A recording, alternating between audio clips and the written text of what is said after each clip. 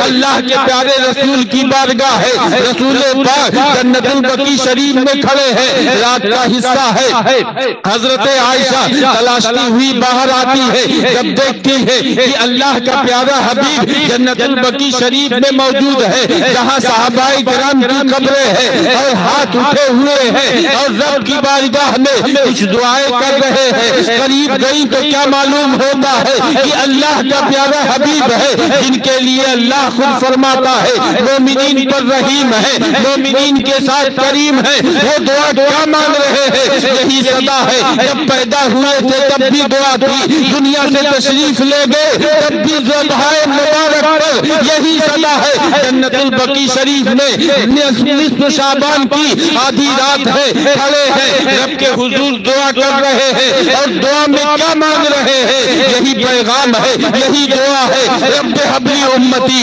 رب حبلی امتی، کہ اے میرے پروردگار میری گناہگار امت کو بخش دے۔ تبھی تو اعلیٰ حضرت کہتے ہیں جو نہ بھولا ہم غریبوں کو رضا، یاد اس کی اپنی عادت کیجئے اور ذکر ان کا چھیڑیے، ہر بات میں چھیڑنا شیطان کی عادت کیجئے۔ یہ مقدس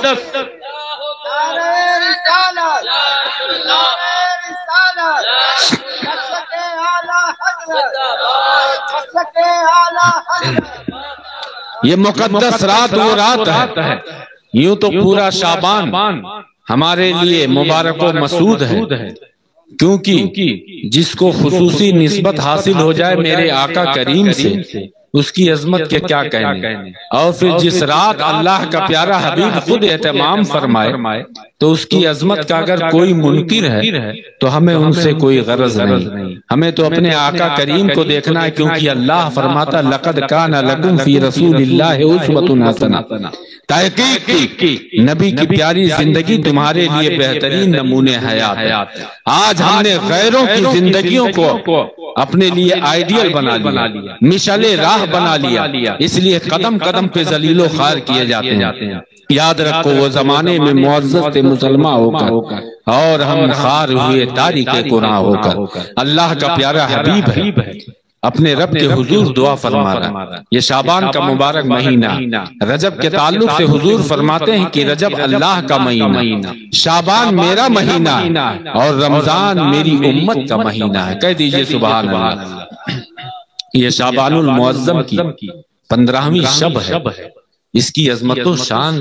کے کیا کہنے۔ حضور فرماتے ہیں اس رات اللہ جل شانہ خصوصی فضل فرماتا ہے، یوں تو اس کی کرم کی بارشیں ہر رات جاری ہوتی، ہر رات وہ اپنے بندوں کو پکارتا ہے کہ ہے کوئی میری بارگاہ میں آ کے توبہ کرنے والا، ہے کوئی مغفرت مانگنے والا، ہے کوئی بخشش کا طالب، ہے کوئی رزق مانگنے والا، ہے کوئی امن و عافیت مانگنے والا۔ قسم خدا کی رب کے حضور تم اپنی پیشانیوں کو رکھ کے اس کی بارگاہ میں روز گڑگڑاؤ اور اس پر اللہ کے پیارے رسول کا واسطہ دے دو۔ قسم خدا کی تمہاری ہر دعا قبول ہوگی، کیونکہ نمازیں بھی اللہ نے عطا کی ہیں، روزے بھی اللہ نے عطا کیے ہیں، حج و زکوٰۃ جیسے کمال اللہ نے عطا کیے ہیں۔ یہ علماء بیٹھے ہیں، آپ ان سے پوچھیں، یہ آپ کو بتائیں گے کہ بلا شبہ یہ ساری طاعتیں، یہ ساری عبادتیں اللہ کا قرب بخشنی ہے، لیکن آپ پورا قرآن پڑھ لو، کہیں آپ کو یہ نہیں ملے گا کہ اللہ نے ان عبادتوں کو اپنی رضا کے لیے ضامن بتایا ہو۔ لیکن قربان جاؤ محبت رسول پر، جس محبت میں آپ بیٹھے ہو۔ اللہ فرماتا ہے قل ان کنتم تحبون اللہ فاتبعونی یحببکم اللہ، کہ اے محبوب اپنی غلاموں سے یہ فرما دیجئے کہ اگر اپنی نمازوں کے ذریعہ، اپنے حج و زکوٰۃ کے ذریعہ، اپنی اطاعتوں کے ذریعہ، اپنے اچھے کاموں کے ذریعہ اللہ کی رضا حاصل کرنا چاہتے ہو، بلا شبہ اللہ تم سے راضی ہوگا، لیکن شرط اول یہ ہے کہ میرے محبوب کی اتباع کر لو۔ پتا چلا کہ خدا کی رضا چاہتے ہیں دو عالم، خدا چاہتا ہے رضا محمد، زہ عزت و اطلاع محمد، ہے عرش حق زیر پائے محمد، اجابت کا صحرا عنایت کا جوڑا، دلہن بن کے نکلی دعائے محمد، اور اجابت نے جھک کر گلے سے لگایا بڑی ناز سے جب دعائے محمد۔ ہم اپنے آقا کریم کے کون کون سے احسان بھولیں گے کہ جب پیدا ہوئے تب بھی ہمارے ہمارے لیے دعا کر رہے ہیں، جنت البقیع ہے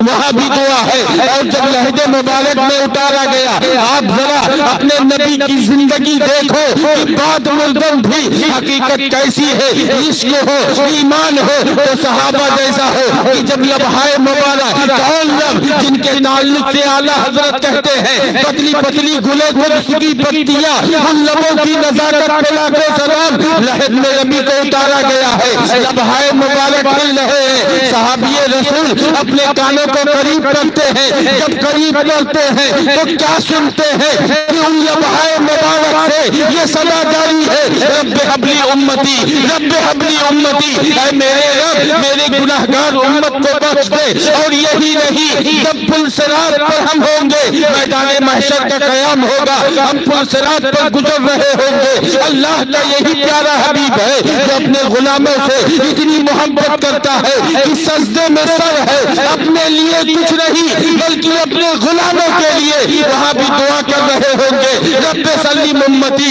اے میرے پروردگار میری امت کو سلامتی کے ساتھ پل صراط سے گزار دے۔ تبھی تو اعلیٰ حضرت کہتے ہیں رضا پل سے ابرد کرتے گزریے کہ ہے رب سلم صدائے محمد، زہے عزت و اعتلاء محمد، کہ ہے عرش حق زیر پائے محمد صلی اللہ علیہ وسلم۔ یہ ہمارے کریم آقا ہیں، لیکن یاد رکھو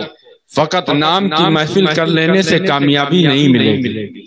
ہمیں اپنا عمل بھی اس طریقے پر لانا ہوگا جو نبی نے پاکیزہ اور خوبصورت سیرت ہمیں عطا کی۔ اور جب یہ سیرت و کردار لے کے چلے ہیں لوگ تو ابد الآباد کے لیے وہ زندہ و جاوید ہو گئے، زندہ ہو جاتے ہیں جو مرتے ہیں حق کے نام پر۔ اللہ اللہ موت کو کس نے مسیحا کر دیا، کیسے کیسے بڑے بڑے سورما آئے، کیسے اہل غلوت آئے، ثروت والے آئے، لیکن ہمیں نام تک نہیں معلوم۔ لیکن جو آقا کی غلامی میں سچے طور پر آ گئے تو نہ ہم نے رنگ و نسل دیکھا، نہ مال و دولت دیکھا، بس وفاداری دیکھی اور صحابیت جیسا عظیم درجہ دیکھا۔ تو حضرت بلال حبشی ہیں، وہ بھی ہماری آنکھوں کے سرما اور تاج ہیں، ہمارے سروں کے لیے تاج ہیں، ہمارے مقتدی کی حیثیت سے ہے۔ اور جب ان کا نام آتا ہے ہمارے چہرے کھل اٹھتے ہیں، چاہے وہ حضرت سلمان فارسی ہو، صہیب رومی ہو، ملا جامی ہو، کوئی بھی ہو، اعلیٰ حضرت امام عشق و محبت ہو، نام آتے ہیں تو نبی کا عشق جب ہم دیکھتے ہیں ہم مچل جایا کرتے ہیں، کیونکہ ہم نے جانا ہے کہ محمد کی محبت دین حق کی شرط اول ہے، اسی میں ہو اگر حامی تو سب کچھ نامکمل ہے۔ اللہ کا پیارا حبیب وہ حبیب ہے کہ مسلمانوں ذرا سوچو، آپ کی آمد سے پہلے دنیا انسانیت سسک رہی تھی، ظلم و تشدد کا بازار ایسا گرم تھا کہ اگر پیر سے پیر ٹکرا جائے مہینوں جنگیں ہوا کرتی تھی۔ حضرت مولانا شفیق الرحمان صاحب بیٹھے ہوئے ہیں، حضرت مولانا مجاہد رضا صاحب بیٹھے ہوئے ہیں، یہ لوگ کتابیں پڑھتے ہیں، علماء کی کتابیں پڑھ کے لوگوں کے درمیان جا کے قوم مسلم کو سمجھاتے ہیں، اور دن رات اپنا عیش و آرام چھوڑ کے گاؤں گاؤں جا کر یہ خدمت دین متین کیوں کر رہے ہیں؟ کیونکہ انہیں معلوم ہے کہ کوئی گل باقی رہے گا، نہ چمن رہ جائے گا، اور رسول اللہ کا دین حسن رہ جائے گا، اطلس و کم خواب کی پوشاک پر نازا نہ ہو، اس تنے بے جان پر خاکی کفن رہ جائے گا۔ زمانے جاہلیت میں ایسے لوگ بھی تھے جو اپنی مال و دولت پر نازا تھے، تکبر کیا کرتے تھے، اپنے خاندانی روب و دبدبے کی بنیاد پر لوگوں پر ظلم کیا کرتے تھے۔ کوئی آقا ہے، کوئی غلام ہے، کوئی اونچ ہے، کوئی نیچ ہے، کوئی کالا ہے، کوئی گورا ہے، کوئی امیر ہے، کوئی غریب ہے، لیکن احسان مانو مصطفیٰ کریم کا کہ اس زمانے جاہلیت میں اللہ نے جب اپنے محبوب کو بھیجا ہے تو آپ نے کیسا جو ہے ماحول بدلا ہے کہ آقا اور غلام کے درمیان فرق مٹا دیا ہے۔ یہی عورتیں ہیں کہ جن کو پیر کی جوتی سمجھا جاتا تھا، ان کو جو ہے ہر رشتے کی صورت میں اللہ کے پیارے حبیب نے یہ عزت بخشی ہے کہ دنیا اس کی مثال نہیں پیش کر سکتی ہے۔ اگر بیٹی تھی زندہ دفن کی جاتی تھی، اللہ کے پیارے حبیب آئے اپنے جگر کا ٹکڑا بتاتے ہیں۔ آپ کے آنگن میں جب سیدہ فاطمہ الزہرا آتی ہے، اللہ کا پیارا حبیب فرماتا ہے کہ فاطمہ میرے جگر کا ٹکڑا ہے۔ اللہ کے پیارے حبیب نے ایسے ماحول میں اپنی بیٹی کو عزت بخشی ہے کہ جب لوگ دفن کر کے فخر کیا کرتے تھے، انہیں عزت نہیں دیتے تھے، ایسے ماحول میں آپ کی شہزادی آتی ہے، اللہ کا حبیب کھڑا ہو جاتا ہے۔ کون شہزادی؟ اعلیٰ حضرت کہتے ہیں سیدہ ظاہرہ، سیدہ طاہرہ جان احمد کی راحت پہ لاکھوں سلام، جن کا آنچل نہ دیکھا مہامہر نے اس ردائے نزاہت پہ لاکھوں سلام۔ یہ اللہ کے پیارے حبیب ہے۔ ایسے ماحول میں، جس ماحول میں ایک سگا بیٹا اپنے باپ کو کوڑوں سے مارا کرتا تھا، ایسی تاریخ بھی ملتی ہے 3 سگے بیٹے اپنی سگی ماں کو لے جا کے بازار میں بیچتے ہیں اور آپس میں دراہیم و دنانیر تقسیم کر لیتے ہیں۔ اس ماحول میں ایک بیٹا جب اپنے باپ سے قدم آگے بڑھاتا، اللہ کے نبی ناراض ہو جاتے ہیں، قدم کو پیچھے کر لو، یہ تمہارا باپ ہے۔ حدیث کے مفاہیم سے یہ ثابت ہے کہ باپ جنت کا دروازہ ہے۔ کوئی ماں کی بے ادبی کرتا، اللہ کے حبیب فرماتے ہیں تمہاری ماں کے قدموں تلے جنت ہے۔ گویا کہ اللہ کے نبی نے عورت کو ہر مقام پہ عزت بخشی۔ اگر بیٹی ہے تو جگر کا ٹکڑا،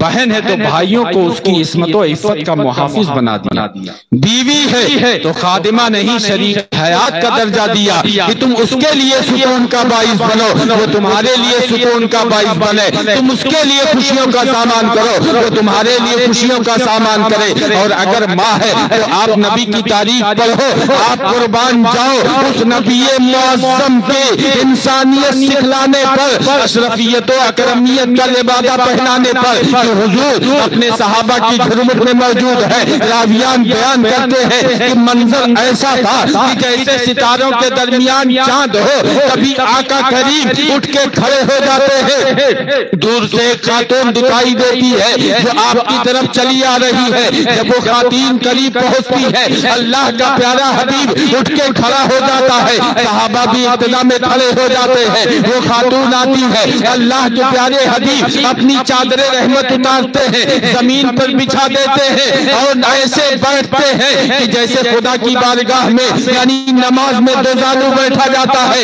اس طریقے سے بیٹھ جاتے ہیں جب تک وہ خاتون بیٹھی رہتی ہے۔ محدثین بیان کرتے ہیں کہ اللہ کے پیارے حبیب کسی اور کی طرف مخاطب نہ ہوئے، اور جب وہ جانے لگی ہے تو اللہ کا پیارا حبیب کافی دور تک انہیں پہنچانے گیا، اب صحابہ بھی پیچھے پیچھے ہیں اور عرض کرتے ہیں کہ یا رسول اللہ ذرا ہمیں بھی تو بتائے کہ یہ مقدس خاتون کون تھی جن کے لیے حبیب کائنات کھڑے ہو گئے، جن کے لیے وجہ تخلیق کائنات کھڑے ہو گئے۔ اللہ کا وہ حبیب کھڑا ہو گیا کہ جس کی بارگاہ میں 70,000 فرشتے صبح کو آتے ہیں سلام پیش کرنے کے لیے، اور 70,000 شام کو آتے ہیں، اور جو ایک بار جماعت آ گئی دوبارہ اسے موقع نہیں ملتا۔ اللہ کے پیارے نبی مسکراتے ہیں، یوں مسکرائے جان کی تلیوں میں پڑ گئی، یوں لب مشا ہوئے کہ گلستہ بنا دیا، اپنے لبہائے مبارک سے فرماتے ہیں کون لب؟ اعلیٰ حضرت کہتے ہیں پتلی پتلی گلے گلس کی پتیاں، ان لبوں کی نزاکت پہ لاکھوں سلام۔ اللہ کے نبی فرماتے ہیں اے میرے عزیز صحابہ کیا تم نے پہچانا نہیں؟ ارے یہ وہ مقدس خاتون ہے جنہوں نے مدت رضاعت میں مجھے دودھ پلایا تھا، یہ میری دائی حلیمہ سعدیہ ہے۔ اب مسلمانوں سوچو کہ جب ایک دائی کا یہ مرتبہ اللہ کے پیارے رسول نے دیا ہے تو حقیقی ماں کا مرتبہ و مقام کیا ہوگا؟ کبھی آپ دیکھیں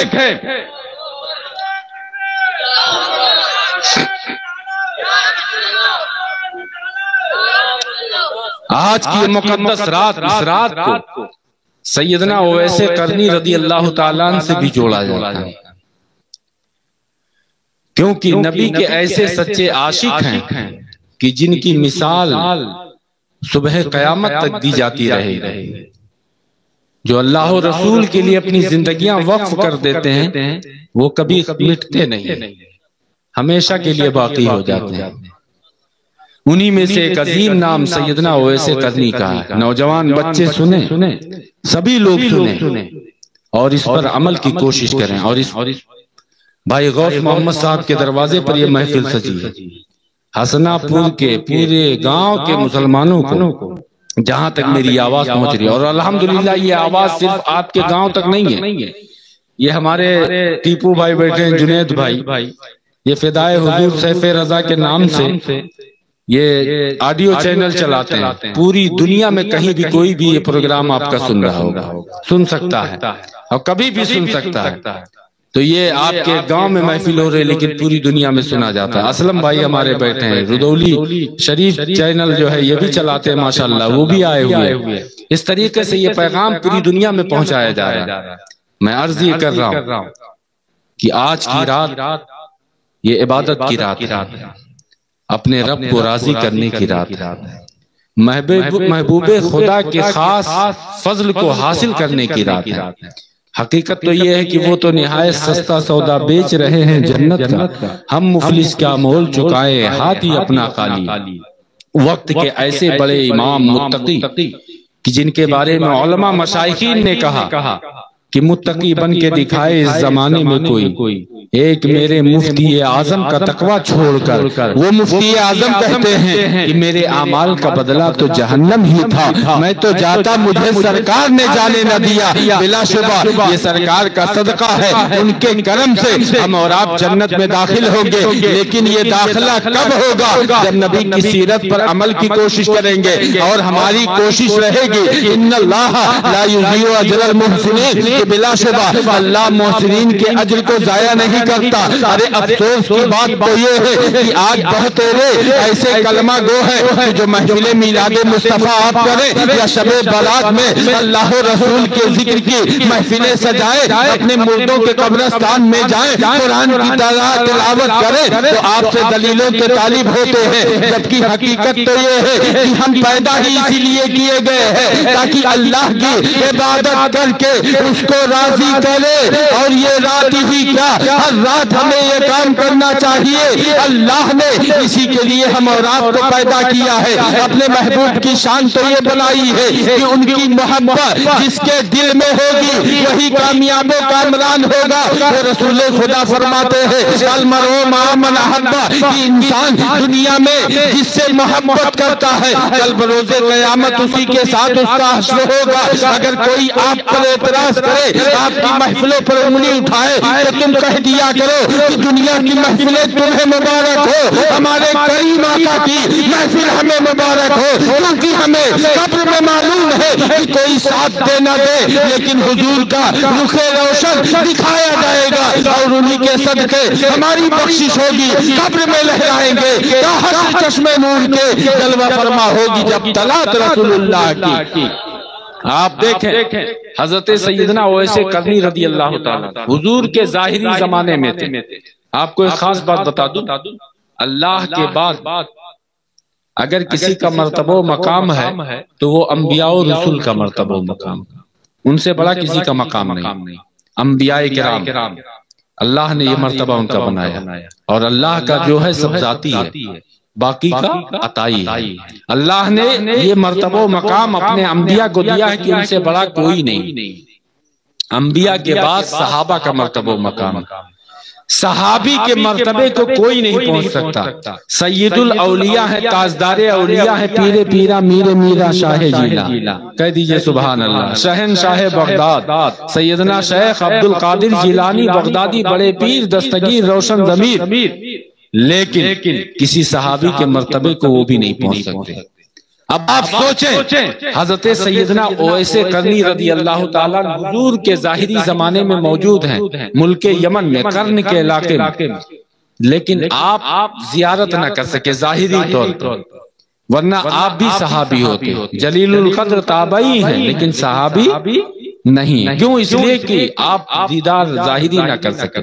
اور ایسا نہیں کہ دیدار کرنے گئے نہیں، گئے بھی ایک بار، لیکن حضور اس وقت کاشان نبوت پر موجود نہ تھے۔ علماء سے آپ سنتے ہیں، فقط واقعہ سنانا نہیں مقصود، واقعہ سننے میں بھی ثواب ہے، لیکن اس کے تحت کچھ باتیں آپ کو بتانا چاہتا ہوں، ایک خاص پیغام دینا چاہتا ہوں کہ آپ اپنی حقیقت کو پہچانو،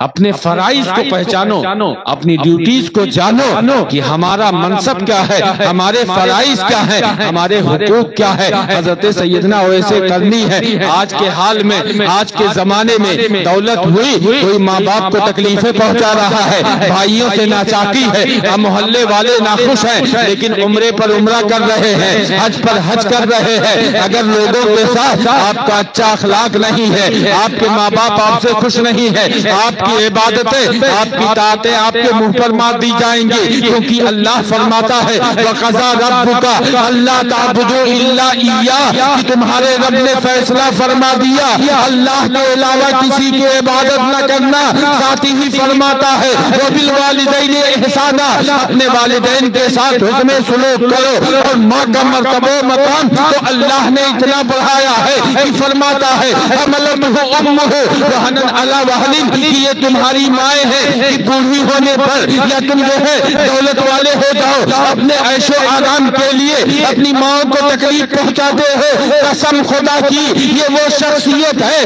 اللہ فرماتا ہے کہ اس نے اس وقت تمہارا پیٹ دھویا کہ جب تم بے شعور تھے، تم اس کے پیٹ میں تھے، تمہاری وجہ سے طرح طرح کی مصیبتیں تمہاری ماں کو ہوئی، اس کے حسن میں کمی آئی، اس کے جسم میں خرابی آئی، اس کے مزاج میں بدمزاجی پیدا ہوئی، اس کے آرام میں دخل اندازی ہوئی، لیکن اس کے باوجود جیسے جیسے بچہ پیٹ میں بڑھتا جاتا ہے، ماں کی محبت اپنے بچے کے لیے بڑھتی جاتی ہے، اس لیے اللہ فرماتا ہے وَبِالْوَالِدَيْنِ إِحْسَانًا، اپنے والدین کے ساتھ حسن سلوک کرو، اور دوسری جگہ فرماتا ہے جب اپنے لیے دعائیں کرو تو یہ دعا ضرور مانگا کرو وَقُلْ رَبِّ ارْحَمْهُمَا كَمَا رَبَّيَانِي صَغِيرًا، اے میرے پروردگار میرے ماں باپ پر ایسے کرم فرما جیسے انہوں نے بچپنے میں ہم پر کرم کی ہے۔ اب ذرا وہ لوگ بتائیں کہ جو شعبان کا مہینہ ہو یا رجب کا مہینہ ہو یا رمضان کا مہینہ ہو، اگر ہم کسی مہینے میں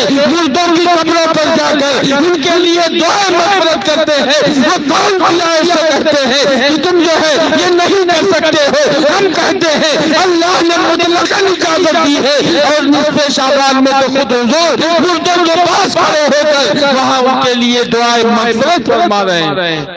حضور کے سچے عاشق ہیں حضرت سیدنا اویس قرنی۔ میں نے ماں کے حوالے سے جو گفتگو کی اس کا مقصد یہ ہے کہ آپ دیکھیں حضرت سیدنا اویس قرنی صحابیت کے مرتبے کو نہیں پہنچے، ایک مرتبہ اپنی والدہ سے اجازت بھی لی تھی، والدہ کی بارگاہ میں تھے، نابینا تھی ماں، بوڑھی تھی، ان کے پیر دبا رہے تھے، اور بڑے ادب کے ساتھ محبت کے ساتھ پوچھا کہ ماں اگر اجازت ہو تو ہم مدینہ منورہ جا کے اپنے آقا کریم کی زیارت کرنا چاہتے ہیں۔ سوچیں آپ، یہ وہ بارگاہ ہے جس بارگاہ کے لیے حضرت سیدنا اویس قرنی نے کسی پوچھنے والے سے کہا تھا کہ جب گئے تھے آپ نبی کی زیارت نہیں، شام تک رک جاتے، آپ چلے آئے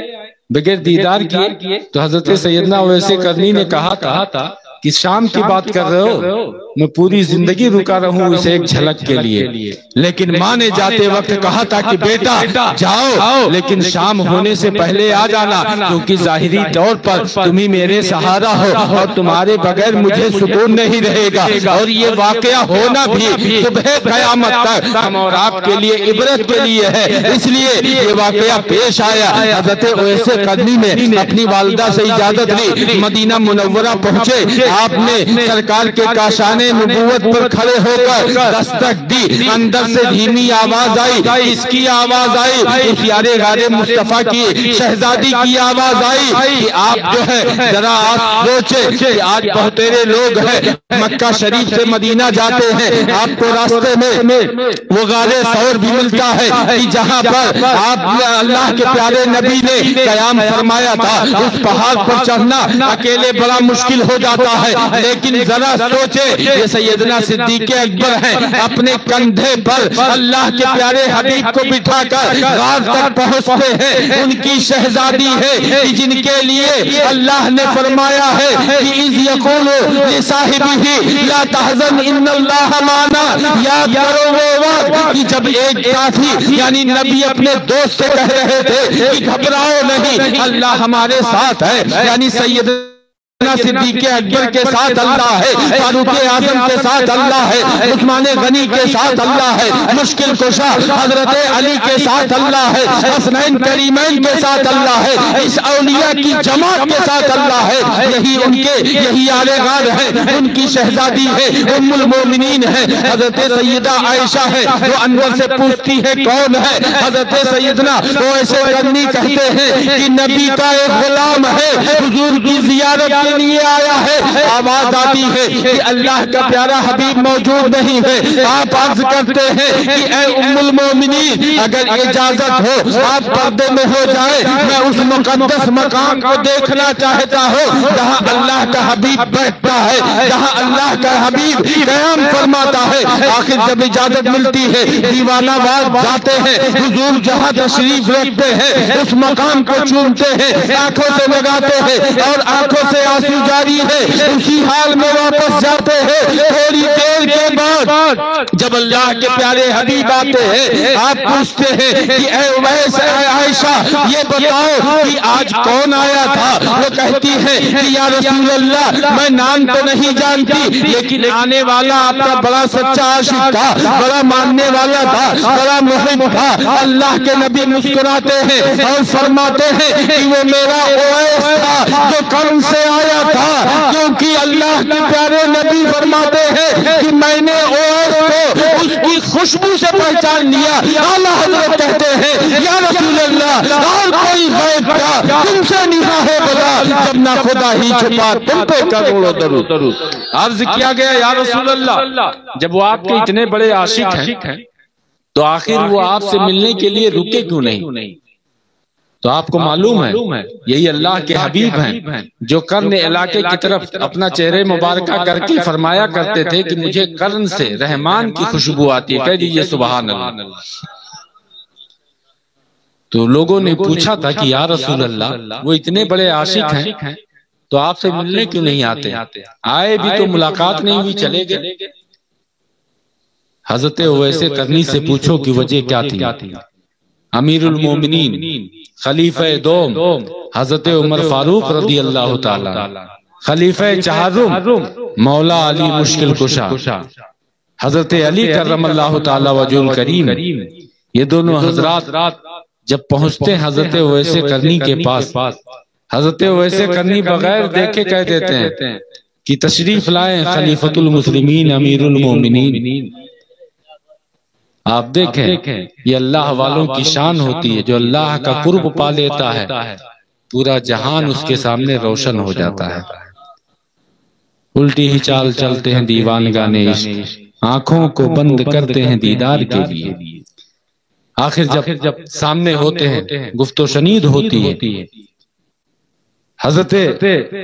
اویس قرنی سے یہ دونوں حضرات پوچھتے ہیں آپ نبی کے اتنے بڑے عاشق ہیں، اتنے چاہنے والے ہیں، تو آپ نبی کا دیدار کرنے کیوں نہیں گئے؟ حضرت اویس قرنی فرماتے ہیں مسکراتے ہوئے کہ آپ لوگوں نے تو بارہا دیکھا ہے، یہ بتاؤ کہ نبی کی ابرو مبارک بھویں مبارک ملی ہوئی ہیں یا جدا ہیں؟ دونوں حضرات متحیر ہیں۔ آخر فرماتے ہیں آپ ہی بتائیں، جس شخص نے بظاہر دیکھا نہیں ان لوگوں سے بتا رہا ہے جو لوگ صبح و شام دیکھتے ہیں، کہ دیکھنے والے اگر قریب سے دیکھتے ہیں تو پتہ چلتا ہے کہ بھویں جدا ہیں، اور دور سے دیکھتا ہے تو لگتا ہے کہ بھویں ملی ہیں۔ کیسا کرم کیا میرے آقا نے، وجہ کیا ہے؟ پوچھا گیا آخر وجہ کیا ہے؟ حضور کی زیارت کے لیے آپ وہاں رکے نہیں یا دوبارہ گئے نہیں؟ حضرت اویس قرنی فرماتے ہیں کہ اس کی وجہ یہ ہے کہ میری والدہ ضعیفہ ہے اور ساتھ ہی ساتھ آنکھوں سے نابینا ہے، اور میرے نبی نے ہی ماؤں کی خدمت کا حکم دیا ہے، تو میرے لیے ضروری ہے کہ اپنے نبی کے حکم کی تعمیل کرتے ہوئے اپنی ماں کی خدمت کر کے جنت کما لو، باقی میرے نبی کی شان تو یہ ہے کہ ہم یہاں سے پکارے وہاں وہ سنے، مصطفیٰ کی سماعت پہ لاکھوں سلام، دور و نزدیک کے سننے والے وہ کان، گانے لالے کرامت پہ لاکھوں سلام۔ اگر اللہ توفیق دے اس مقدس مقام پہ جائیں تو یہ بڑے کرم کے ہیں فیصلے، یہ بڑے نصیب کی بات ہے، لیکن جانے کا انداز بھی عاجزانہ ہو، مخلصانہ ہو، نہ یہ کہ دنیا کو دکھانے کے لیے ہو۔ آج حال کیا ہے، لوگ فیشن بنا لیے ہیں، اللہ ماشاءاللہ سب نہیں ہیں، لیکن اکثریت کا حال یہ ہے کہ وہ قدم قدم پر اپنے اپڈیٹس فیس بک اور اپنے چینل اور اپنے سوشل میڈیا پہ ڈالتے رہتے ہیں کہ اب ہم نے یہ صفا مروہ کی سعی کی، اب ہم نے یہ جو ہے مقام ابراہیم پہ نماز ادا کی۔ آخر بھائی ذرا سوچو کہ آپ کس مقصد کے تحت گئے ہو، آپ جس کی بارگاہ میں گئے ہو اس کی شان تو یہ ہے کہ وہ شہ رگ سے بھی زیادہ قریب ہے، جو تمہاری ہر حرکات سکنات دیکھ رہا ہے، اور جب اس بارگاہ میں تمہیں جانا ہوگا کہ جس کی شان یہ ہے کہ حاجیوں اور شہنشاہ کا روزہ دیکھو، کعبہ تو دیکھ چکے، کعبے کا بھی کعبہ دیکھو۔ اللہ کے پیارے نبی فرماتے ہیں منظار قبری وجبت لہو شفاعتی، جس نے میری قبر انور کی زیارت کی اس کے اوپر میری شفاعت واجب ہو گئی۔ اگر دارین کی برکتیں حاصل کرنے گئے ہو، دنیا کو دکھانے کی فکر نہ کرو، خلوص پیش کرو، عاجزی پیش کرو، اللہ تمہارے حج و عمرہ کو قبول کرے گا، کیونکہ اللہ نے جو حکم دیا ہے منزل یہ دیا ہے کہ اللہ کی خلوص، اللہ کی رضا کے لیے حج و عمرہ کرو، تبھی تمہارا حج و عمرہ کامیاب ہوگا اور تمہیں اس کی برکتیں حاصل ہوں گی۔ ورنہ اگر دنیا کے لیے کیا تو انما لامرئ ما نویٰ، حضور کی حدیث ہے کہ ہر شخص کے لیے وہی ہے جس کا وہ قصد و ارادہ کرتا ہے۔ آپ جیسا مقصد لے کے جائیں گے، در کریم سے بندے کو کیا نہیں ملتا، جو مانگنے کا سلیقہ ہے اس طرح مانگو، در کریم سے بندے کو کیا نہیں ملتا۔ آج افسوس کی بات ہے کہ ہم نے فیشن بنا دیا، اسی طریقے سے ہماری محفلوں کا حال ہے۔ اس لیے آپ دل برداشتہ قطان نہ ہو، آپ آئندہ بھی محفلیں کریں، اگر دو چند ہی لوگ ہوں، اگر خلوص ہے، محبت ہے، تو یاد رکھو میرے نبی کی شان یہ ہے کہ میرے مرشد اجازت فرماتے ہیں جنہیں دنیا جانشین حضور مفتی اعظم ہند کہتی ہے، وارث علوم اعلیٰ حضرت کہتی ہے، جنہیں ادب سے محبت سے اکابرین نے تاج الشریعہ کہا ہے، وہ فرماتے ہیں نبی کی شان میں کہتے ہیں جہاں بانی عطا کر دیں، بھری جنت ہبا کر دیں، نبی مختار کل ہے، جس کو جو چاہے عطا کر دے، جہاں میں ان کی چلتی ہے وہ دم کیا سے کیا کر دے، زمین کو آسما کر دے، سریا کو سرا کر دے۔ آپ اس نبی کی پاکیزہ محفل میں بیٹھے ہو، آج تھوڑا علم ہونے کے بعد انسان سوچتا ہم سوشل میڈیا کے ذریعے ساری باتیں سن لیں گے، لیکن آپ کو معلوم ہونا چاہیے جہاں ذکر حبیب ہوتا ہے خود خدا بھی قریب ہوتا ہے۔ ایسی محفل میں بیٹھنے والا آدمی خوش نصیب ہوتا ہے۔ آپ کے گاؤں محلے میں کوئی بھی محفل میلاد مصطفیٰ کرے تو آپ یہ نہ دیکھو کہ ہم کو دعوت دی ہے یا نہیں دی ہے، اگر دعوت دی ہے تو کھانا کھائیے، دعوت نہیں دی ہے تو محفل میلاد مصطفیٰ ہے، محمد مصطفیٰ صلی اللہ علیہ وسلم کی محبت میں، آقا کریم کی محبت میں، حبیب پروردگار کی محبت میں اگر آپ گئے بیٹھے تو قسم خدا کی یہی رات، یہی لمحہ ہمارے آپ کی بخشش کا ذریعہ بن جائے۔ یہ عزت کی رحمت سے بعید نہیں ہے، ہمیں امیدیں کبھی ہے کہ اللہ اپنے بندوں کی محبت جو اس کے لیے اور اس کے محبوب کے لیے ہوگی وہ کبھی رد نہیں فرمائے گا۔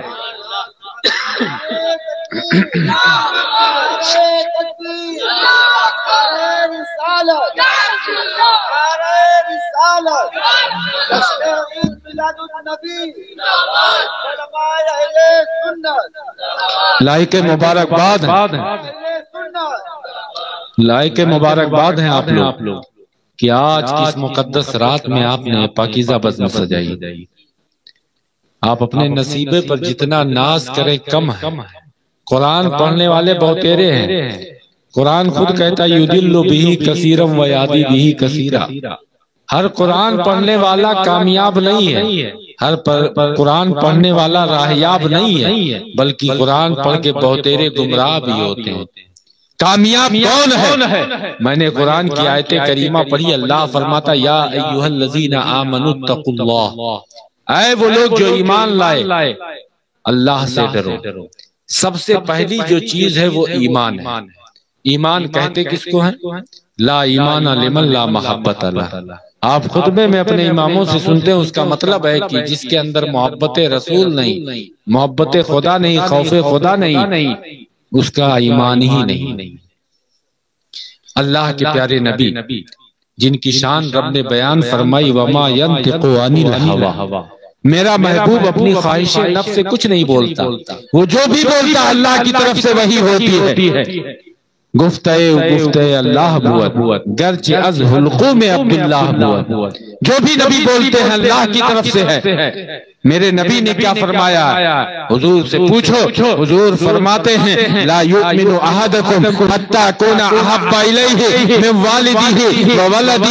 والناس اجمعین، کہ تم میں سے کوئی مومن اس وقت تک نہیں ہو سکتا کہ جب تک کہ میں اس کے نزدیک دنیا کی تمام تر چیزوں سے زیادہ محبوب نہ ہو جاؤں۔ پتہ چلا محمد کی محبت دین حق کی شرط اول ہے، اسی میں ہو اگر خامی تو سب کچھ نامکمل ہے۔ محمد ہے متاع عالم ایجاد سے پیارا، پدر مادر برادر جان و مال اولاد سے پیارا، اس لیے میرے مرشد اجازت فرماتے ہیں نبی سے جو ہو بیگانہ اسے دل سے جدا کر دے، پدر مادر برادر جان و مال ان پر فدا کر دے۔ دوسرا حکم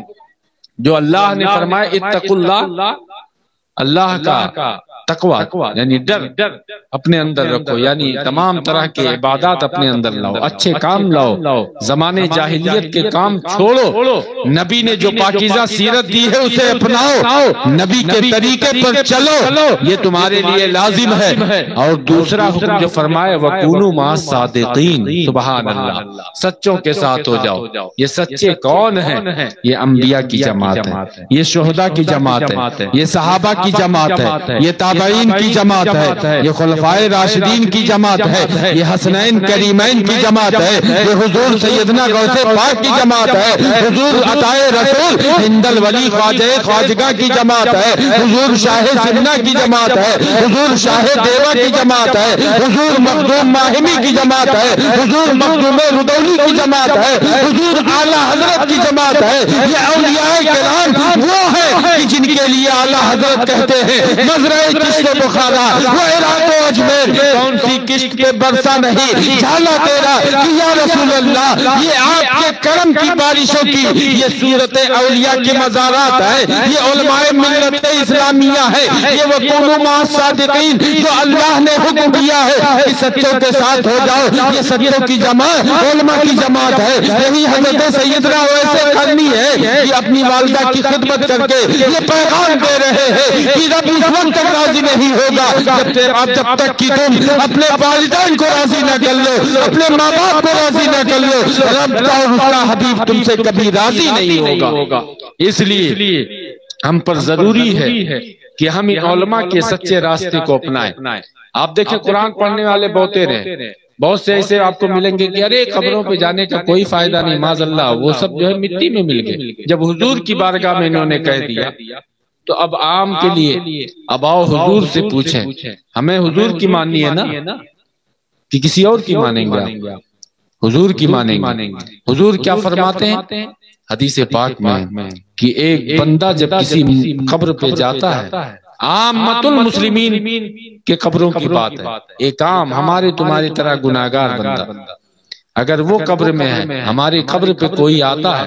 حضور فرماتے ہیں جب وہ واپس ہوتا ہے تو اس کے جوتوں کی آواز تک وہ مردہ سنتا ہے۔ اللہ، ایک عام مردے کی سماعت کا یہ عالم،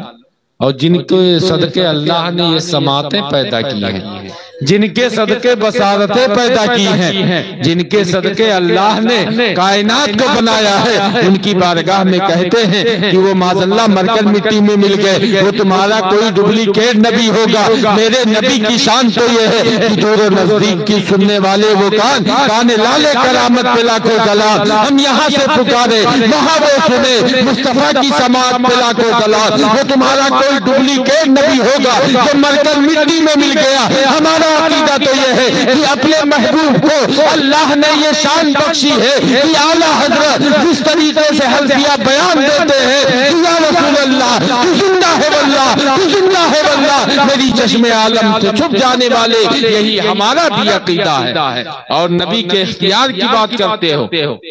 ہم کہتے ہیں کون دیتا ہے دینے کو منہ چاہیے، دینے والا ہے سچا ہمارا نبی، کیونکہ رب کا حبیب خود ہی فرماتا اللہ یعطی وانا قاسم،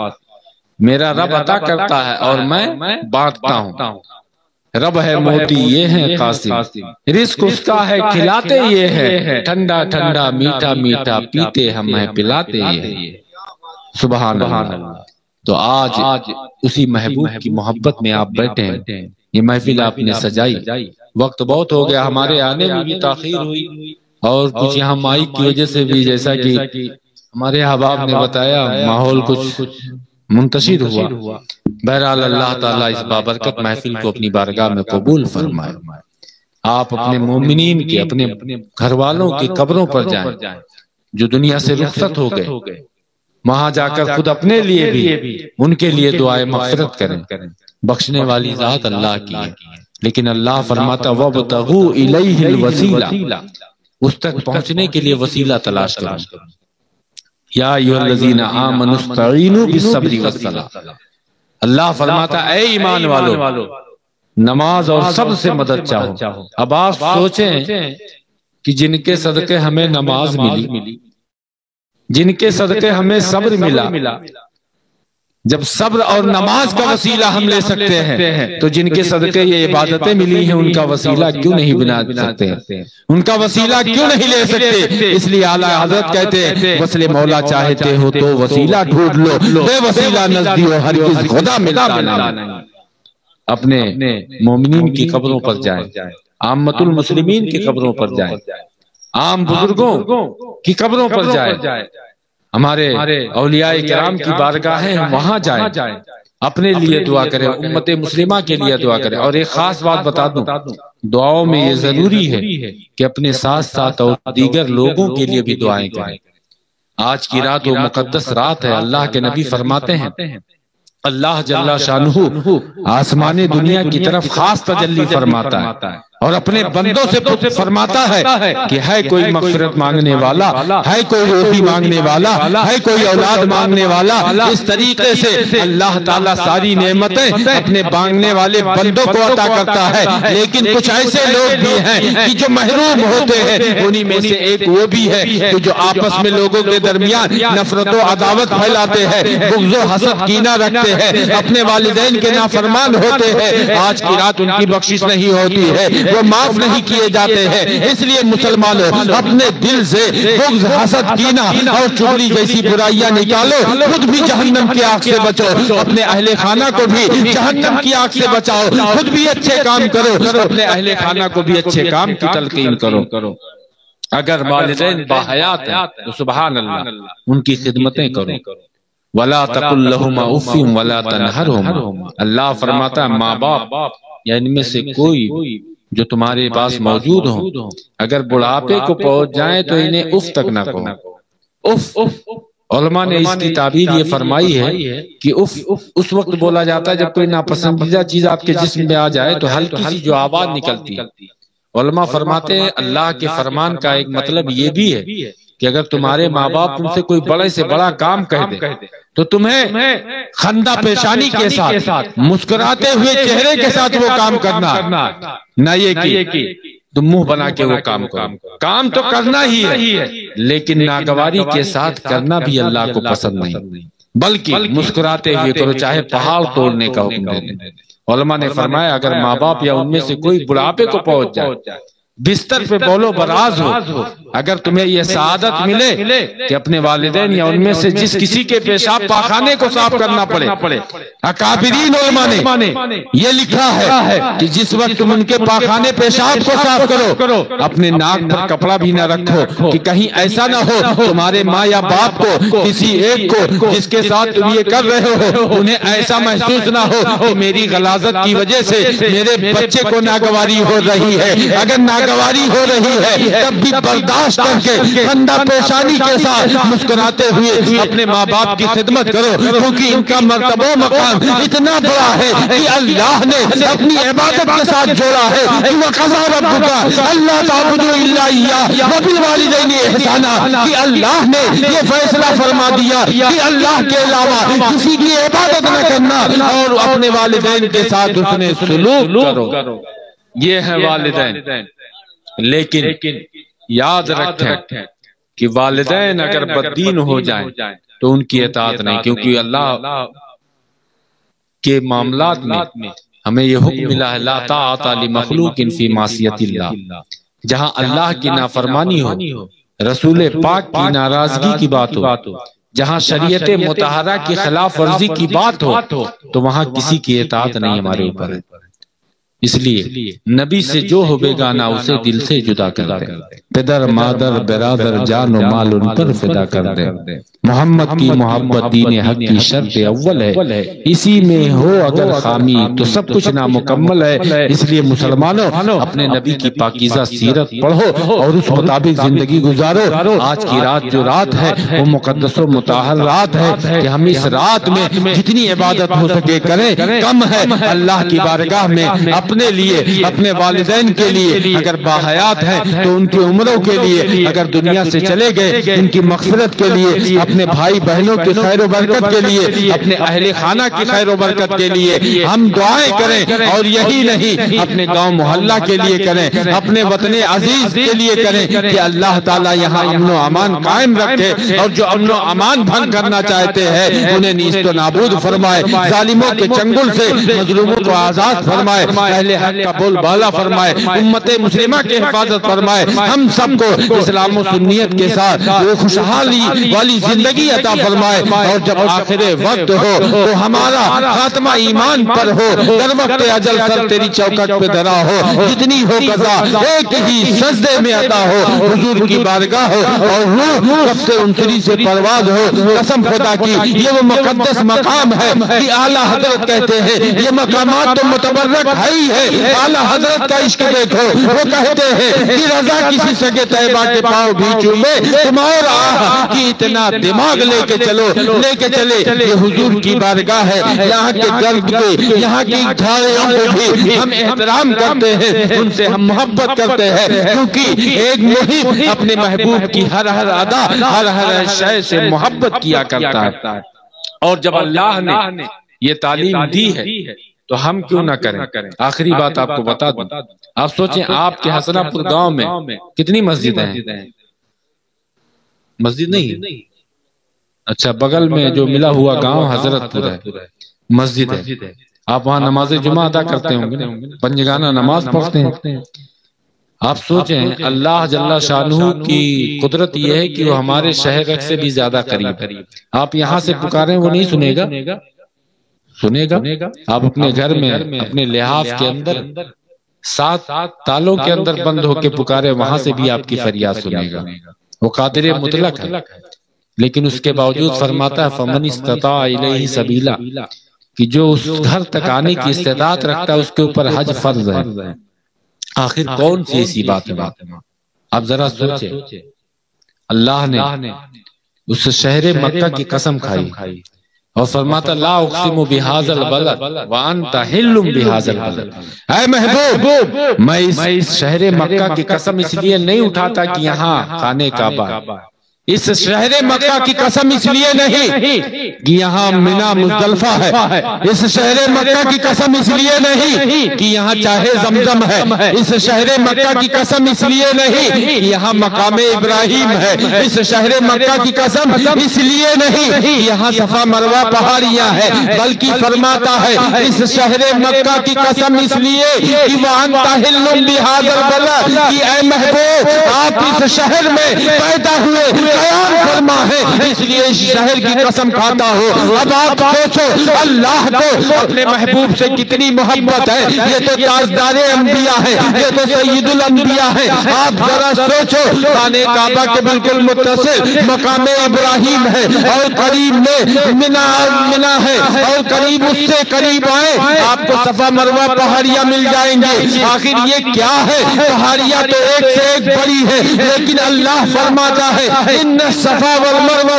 من شعائر اللہ، بلا شبہ یہ صفا اور مروہ پہاڑیاں اللہ کی نشانیوں میں سے ہے۔ آخر ہے کیا؟ یہ حضرت ہاجرہ کی یادگار ہے، حضرت اسماعیل ذبیح اللہ کی یادگار ہے کہ ایک ماں جب اپنے بچے کے لیے پانی کی تلاش میں کبھی صفا سے مروہ کبھی مروہ سے صفا کی طرف دوڑ لگائی تھی، اللہ کو یہ اللہ اتنی پسند آئی کہ صبح قیامت تک باقی رکھ دیا۔ مقام ابراہیم ہے، ایک نبی کے قدم کے نشان ہے، اگر اس جگہ پر آپ نماز پڑھتے ہیں باقی مقامات پر آپ نماز پڑھیں وہ کمال نہیں ملے گا جو کمال مقام ابراہیم پہ مل رہا ہے۔ تو سوچے جہاں حضور کے قدم پہ گئے ہو اس مقام کی عظمت و شان کا عالم کیا ہوگا۔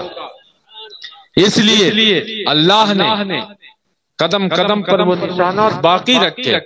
اور ان کو یادگاریں بنا دی۔ آپ حج میں جاتے ہیں تو انہی مقامات کی زیارت کرتے ہیں